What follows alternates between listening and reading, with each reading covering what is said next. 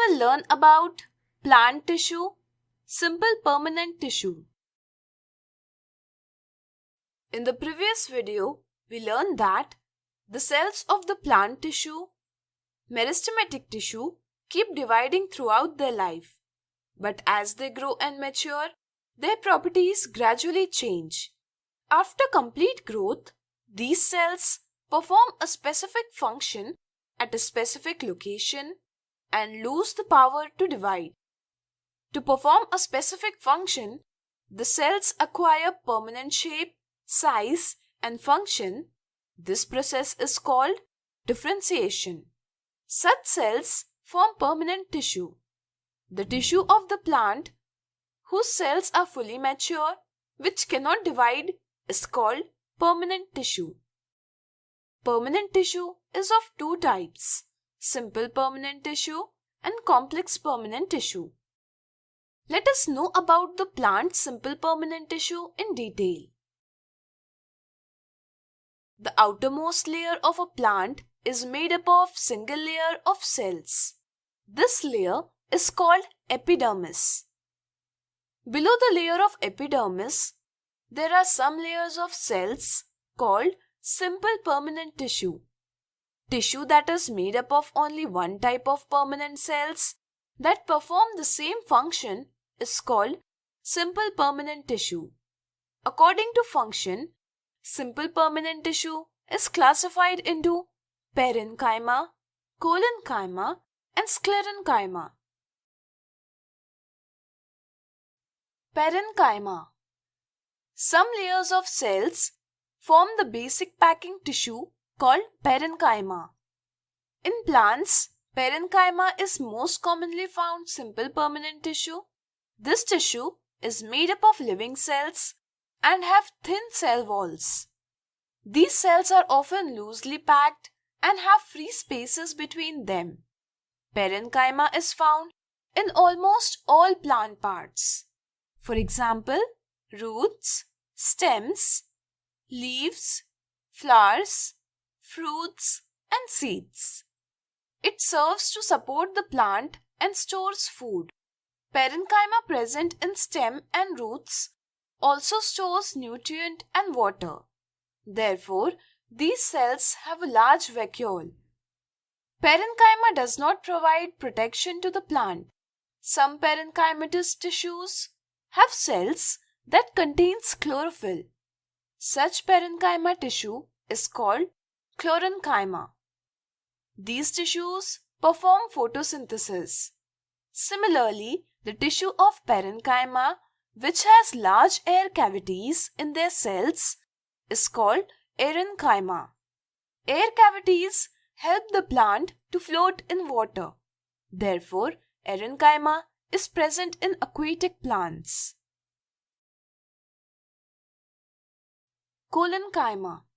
Similarly, other plant tissue collenchyma is present in the leaf stalk. Cells of collenchyma tissue are live and long, and they contain cellulose and pectin, due to which the wall of cells on the corners are irregularly thick and there is a very little space between them. Lignin is present in the corners of the cells of the collenchyma tissue. Collenchyma provides flexibility to plants, due to which some parts of the plants, such as stem and leaves, bend easily without breaking. And it also provides mechanical support to the plants. Sclerenchyma. In plants, sclerenchyma tissue is present in the stem, veins of the leaves, near the vascular bundle, in hard covering of fruits and seeds. Its cells are dead, long and thin, and in their walls, lignin is present. Lignin is a chemical compound that attaches cells to each other. Due to lignin, the walls of cells is very thick and there is no internal space between the cells. Therefore, sclerenchyma makes the plant hard and strong, and sclerenchyma protects the plant. Let us know about epidermis. Epidermis is the outermost single-cell thick layer. The entire surface of the plant is covered with epidermis. Epidermal cells form water-resistant wax layers on the outer surface of the plants, which protects the plants from mechanical injury and parasitic fungus. The layer of epidermis is continuous and there is no intercellular space between epidermal cells.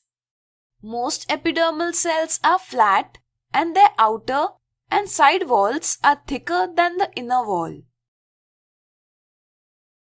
The epidermis of desert plants is thick and contains a coating of cutin. Cutin is a waterproof chemical compound that protects plants from water loss. The epidermis of leaves has small pores called stomata.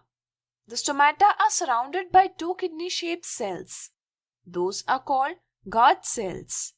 The stomata and the guard cells perform gaseous exchange and the process of transpiration.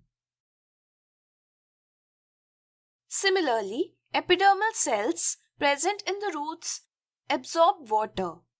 These cells have hair-like projections that increase the total absorptive surface of the roots.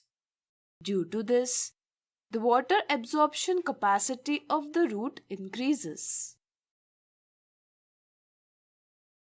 The aging of plant changes its external protective tissue. For example, a layer of secondary meristem, that is, lateral meristem, is present in the cortex of the stem, which forms the layer of cork cells. These cells are dead and do not have intercellular space between them, and their cell wall contains a chemical substance, suberin, that makes plants air and water resistant. In this way, today we have learned about plant tissue, simple permanent tissue, and tissue.